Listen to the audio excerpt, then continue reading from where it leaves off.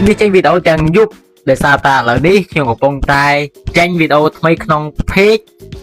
លក់អីវ៉ាន់ Smart Pick ដើម្បីអតិថិជនបងប្អូនកុំភ្លេចជួយទៅ follow page ខ្ញុំពីម្នាក់មួយកុំភ្លេចបងប្អូនជួយគ្រប់គ្រងផងណាអីវ៉ាន់វាមិនណាស់ទេបងប្អូនកុំភ្លេចជួយគ្រប់គ្រងទាំងអស់គ្នាយើងជួយគ្នាទៅវិញទៅមកណាគឺ page Smart Pick ដើម្បីអតិថិជនអញ្ចឹងនេះ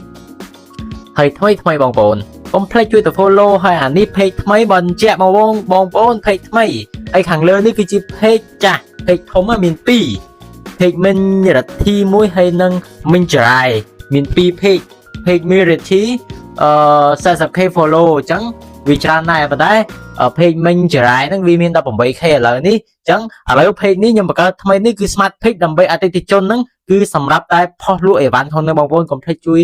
follow ផងអរគុណច្រើនបងប្អូនបាទជម្រាបលាសង្ឃឹមថាបងប្អូននឹងចុចបេះដូងចុច follow មួយ page ថ្មីអរគុណច្រើនបាយបាយ